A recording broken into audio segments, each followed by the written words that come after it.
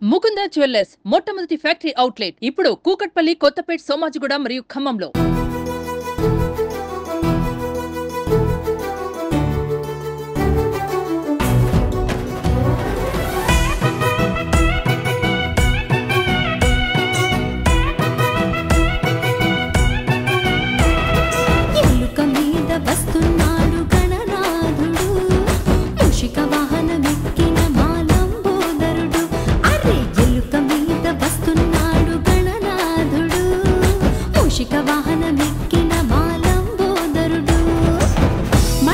నమస్కారం, welcome to Suman TV. నేను గీతాంజలి. జై బోలో గణేష్ మహారాజ్ కి జై. ఇప్పుడు హైదరాబాద్లో ప్రత్యేకంగా ఎక్కడ విన్నా ఇదే మాట వినపడుతోంది. 11 రోజుల పాటు పూజలు అందుకున్నటువంటి గణనాథుడు గంగమ్మ ఒడికి చేరబోతున్నటువంటి సమయం ఇది. ప్రస్తుతం మనం ఖైరతాబాద్ గణపతి నిమజ్జన ఊరేగింపులో మనం ఉన్నాము. ప్రస్తుతం చూడొచ్చు, ఇవాళ రోజున మంగళవారం కావడంతో నిన్నటి వరకు చూసుకుంటే సోమవారం వరకు కూడా 11 రోజులు పూర్తవుతాయి. మంగళవారం రోజున కదపకూడదు కాబట్టి ఈ నియమాల్ని, వాటిని, సంప్రదాయాల్ని గౌరవిస్తూ నిన్నటి రోజునే రాత్రిపూట విగ్రహానికి ఏదైతే తుది పూజ, ఉద్వాసన పూజ ఉంటుందో అది నిర్వహించిన తర్వాత విగ్రహాన్ని కదపడం అనేది జరిగింది. ఇక ఇవాళ ఉదయం మంగళవారం 17వ తారీఖున నిమజ్జనం అనేది ఉందని అందరికీ తెలిసిన విషయమే. ఇందులో భాగంగా ఉదయం 6 గంటలకే ఈ వినాయకుడి శోభాయాత్ర అనేది ప్రారంభమైంది. ప్రస్తుతం మనం ఆ దారిలోనే ఉన్నామండి.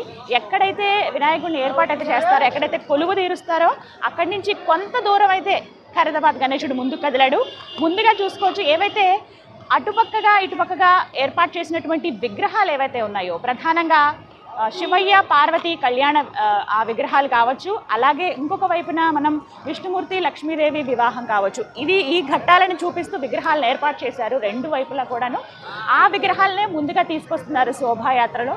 ప్రత్యేకించి ఇక్కడ ప్రధానంగా చెప్పుకోవాలి, ముందుగా తల్లి తండ్రి బయలుదేరుతున్నారు గంగమ్మ ఒడికి. తర్వాత బొజ్జ గణపయ్య వెనకాల వస్తున్నాడు.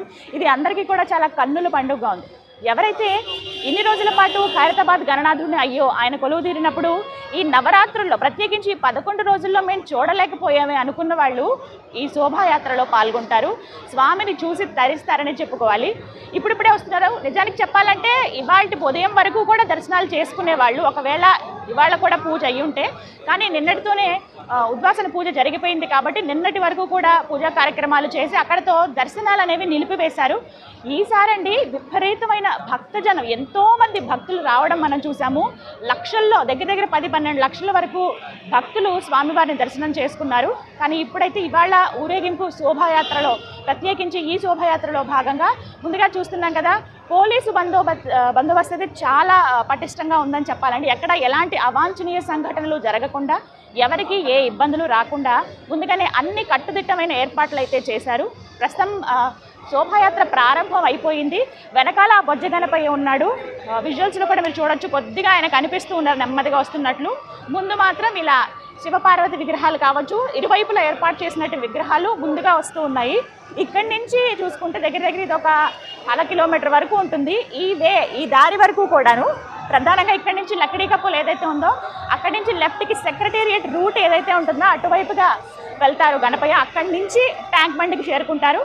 క్రేన్ నెంబర్ 4 దగ్గర నిమజ్జన ఏర్పాట్లు, దానికి సంబంధించి విగ్రహాన్ని, అంటే భారీ విగ్రహం కదా, దాన్ని ఎత్తేటువంటి క్రేన్, ఆ ఏర్పాట్లన్నీ ఆల్రెడీ అన్నీ రెడీగా ఉంచారు.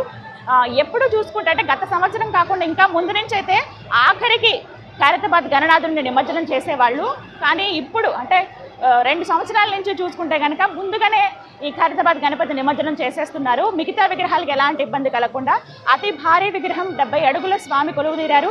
ఆ స్వామి గంగమ్మ ఒడికి చేరిన తర్వాత మిగతా చిన్న పెద్ద విగ్రహాలన్నీ కూడా నిమజ్జనం జరుగుతాయి. కానీ ఇప్పటికీ చాలా విగ్రహాలు ట్యాంక్ బండ్ దగ్గర వేచి ఉన్నాయి. మొన్న ఆదివారం నుంచి నిమజ్జనాలు జరుగుతూనే ఉన్నాయి.